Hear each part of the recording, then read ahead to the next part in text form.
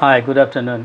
In this video, I will give you 4 main keys by which we can develop ourselves, we can develop our family, we can develop our society, and ultimately we can develop our country as a whole. The first thing, I give emphasis on self-development. Self-development is very important. Many of us try to change our friends, children, and even students, but very few of us try to change ourselves. Our great philosophers and saints have taught us to be moral and spiritual, right? So if we, the educated and privileged few, are moral and disciplined, we need not instruct others to be moral and disciplined, right? The people who live in and around us will see us closely, follow us, and get influenced automatically, right? So with the change of individual citizenship, citizens, the nation will be changed inherently. Again, I remember the words of Swami Vivekananda, who said, quote, "It is easy to point out the defects of institutions. All beings are more or less imperfect, but he is the real benefactor who helps the individual to overcome his imperfections under whatever institutions he may believe." So, the individuals being raised, the nation and its institutions are bound to rise, unquote. Hence, the rise of a nation depends upon the rise of a human being. Let us awaken ourselves from within. First, awaken ourselves, right? So India has ample philosophical and spiritual books. Any man can pick up a book of his choice to awaken himself, and nowadays many books are available on internet. So you can just Google it, that we need self awareness, self awakening programs. So there will be videos, many videos, there will be many books you can go through or you can watch, right? So the world will then be awakened and enlightened spontaneously through our enhancement, through our awakening, through our knowledge increasing, through changing ourselves. I do not recommend that you have to change others. Rather, I say change yourself. If you change yourself, then definitely the others who are watching you, who are following you, who are closely living with you, so they will see it, they will watch it, they will follow you, and they will try to imitate you. So if I am good, then my children are good. If I am bad, my children are bad, right? If being a teacher I am bad, if I am an undisciplined man, then definitely my students will be like that. Okay, so through our personal and spiritual development, not only our own, but our family, our society, and ultimately the country as a whole will grow and develop and will take place by the time when India observes its centenary celebration in 2047. India was a spiritual leader, and again it would become a world spiritual leader with our leadership, with the leadership of you, with the leadership of our students, with the leadership of our youths. Okay, so therefore all will have to change our perceptions of life by ourselves, right? So number 2, learning the art of living is cardinal. Let us keep in mind the maxim that work is workshop. What is work is workshop? Okay, so we must not stop working until we reach our goal and beyond.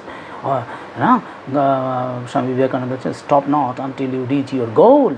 Okay, so at the same time, it is also true that in the workshops, institutions, and even in families, remember, in workshops, institutions, and even in families, always there is a tension and stress. The world is full of suffering for all of us. Hence, to get respite from all suffering and pains, we need to abide by the lessons imparted by our ancient philosophers. without keeping our bodies and minds healthy, happy and peaceful, it would be very difficult for us to keep our bodies, souls and minds healthy and salubrious, right? So Indian philosophy highlights some methods of permanent removal of suffering and attainment of timeless bliss. It is said that no true freedom for man is possible without knowledge of the ultimate reality. The latter Upanishads upheld the Yoga Sutras as the most efficacious methods for achieving the direct perfection of truth. Through the practical techniques of yoga, a man leaves behind forever the barren realms of speculations and is cognized in the experience of the veritable essence of life. The yoga system, as outlined by Patanjali, is almost similar to the Buddhist philosophy of Astangik Marg, that is eightfold path or philosophy, right, which is also known as the eightfold path, right. So the first two steps are Yama and Niyama. Yama and Niyama. These two systems require observance of negative and positive moralities, avoidance of injury to others, untruthfulness or stealing, incontinuous or gift receiving, which brings obligations. If I take bribe from you, or if I take money from you, if I take even debt from you, then I will be obliged to you. Whatever you will say, I will have to abide by this, right?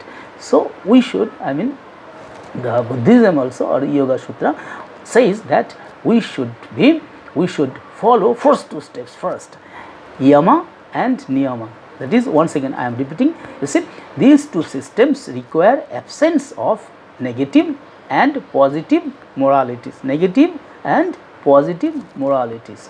avoidance of injury to others. We will always avoid injury, okay, we will not hurt, we will not put injury to others, okay, we will not do untruthful behavior, and we will not steal from others, we will not steal others' things, or incontinuance, okay, or gift receiving, we will not receive gifts also from others, because it will make us obliged to them, and purity of blood and mind, containment, okay, and self-discipline, study and devotion to God. The next 6 steps are very important, very, very important for all people throughout the world. Any people who is suffering from illness, suffering from stress, suffering from agony, will be survived and get free with these paths, with this Indian philosophy. Listen, the 6 other steps are: number 3, Asana, means right posture. The spiritual, the spinal column must be held straight like this, okay, and the body firm in a comfortable position for meditation. Do this, and if you do not get result, then you tell me, you make me call or give me email message.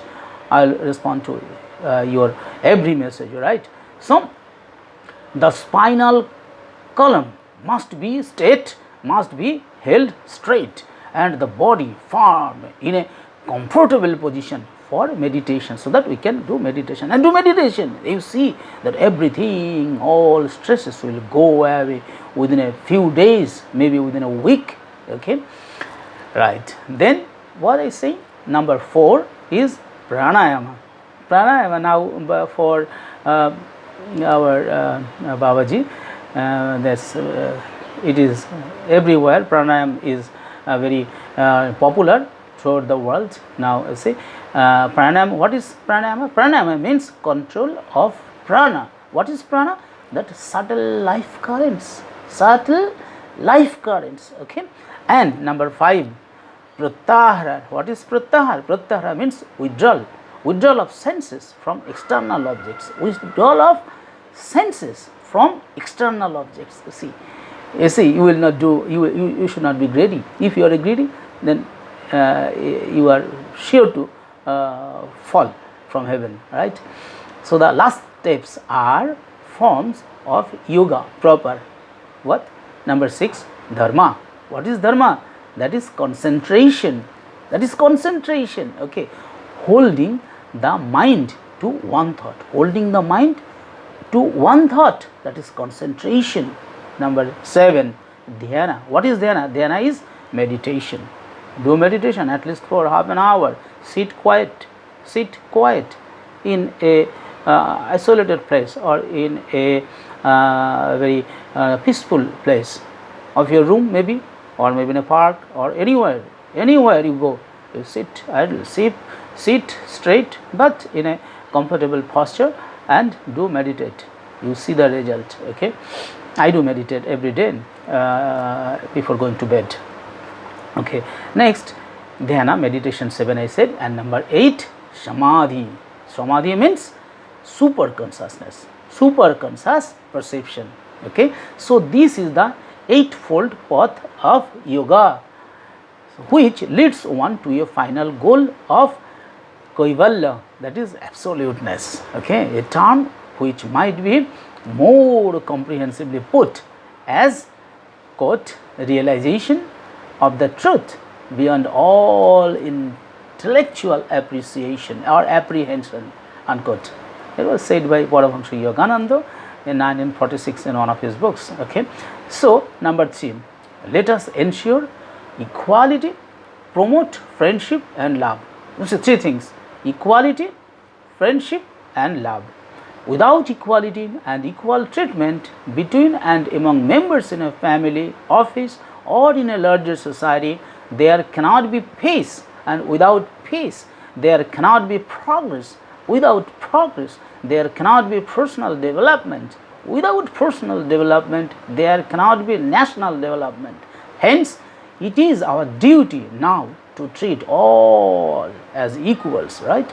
Subhash Chandra Bose said, quote, in order to ensure equality, we must get rid of the bondage of every kind, social, economic and political, and we must become fully and wholly free.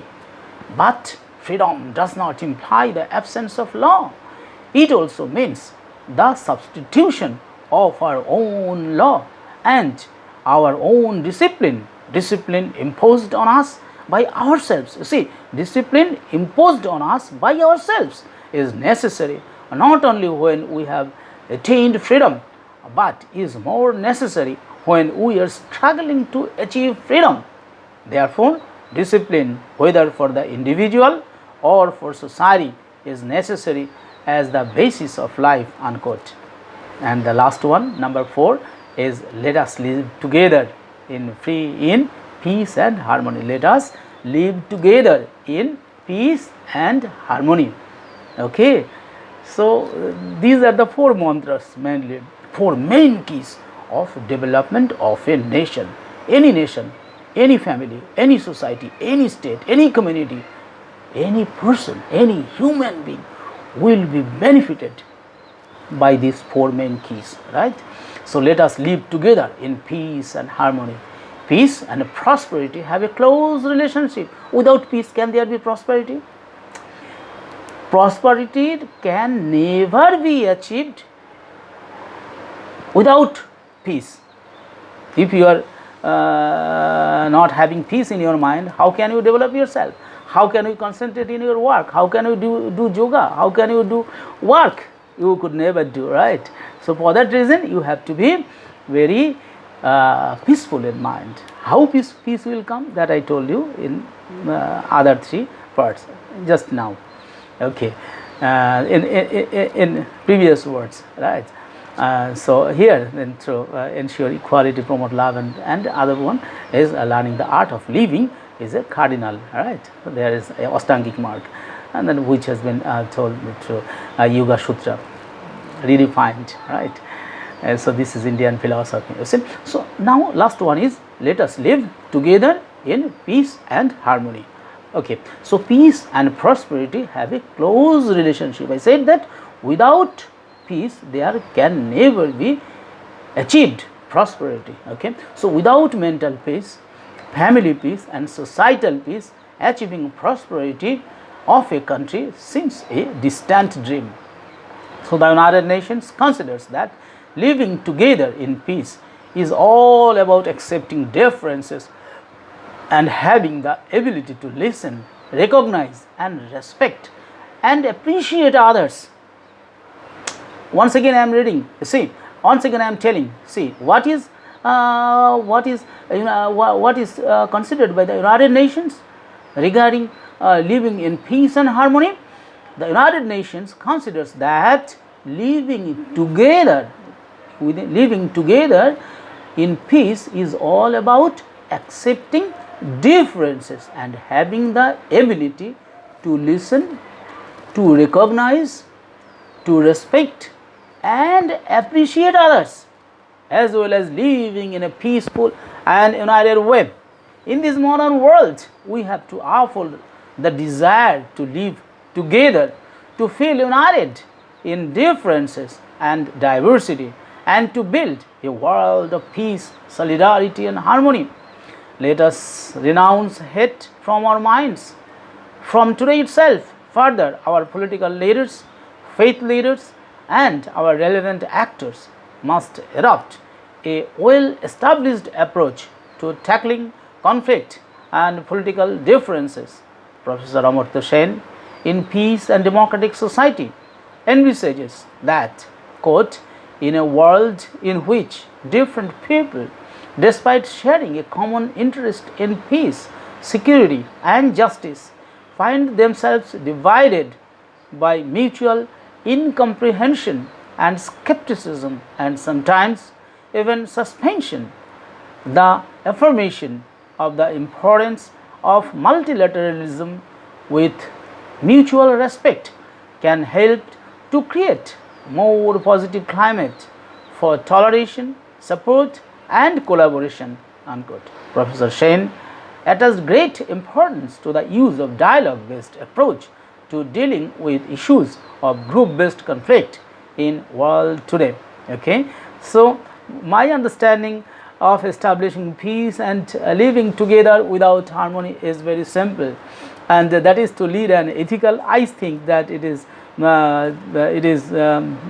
all of living together, living ethical, living spiritual, and a disciplined life. Okay, I give mainly emphasis on these four things. So whatever works we may do, whatever gender and color we may have, and wherever we may live, if we work very hard, ethically, with sincerity for the benefit and profit of the institution, organization, or person for whom we work, if we look after our children and family members as per our capacity, and show our love and affection for our children, respect our elders, parents, and teachers, if we meditate daily and practice yoga or do some physical exercise or play some outdoor games, if we extend our helping hands towards our relatives, friends, colleagues, and neighbors, if we refrain from illegal and unethical activities such as stealing, extortion, taking bribes, and harming others for narrow personal gain, our country will turn into a heaven on earth. Right? So this is my simple philosophy of life, and I think that if these four principal keys are adopted and abided and practiced by any person, any individual, any society, any country, then he or she or society or country as a whole or world as a whole will be a great place for our children and our grandchildren. The world will be a beautiful place to live for our next generation, and then only sustainable development goals will be achieved. And with these, by following these four principal or key mantras or key following keys for development, I think the country as a whole will be developed with the development of every individual, and the families will be developed with self-development. We can develop our family, we can develop or increase fear feeling, we can increase sympathy, we can increase empathy, we can increase love, we can increase mutual respect, we can increase mutual trust between ourselves or among ourselves. With these few words, I would like to close this video. If you like this video, then please share it, please subscribe it, and tell others to follow my channel, that is India and World Politics. Though it is a channel for I am a student of political science, so politics definitely is there, but this video will say about the development of all, development of individual, development of youth, development of all students, development of every family, development of the society, development of the nation as a whole, and ultimately the development of the world. That is why it is very close to me. It is very heart touching. Right, so I will not take much of your time. With this, I would like to conclude here. Thank you for lending your ears. Thank you very much.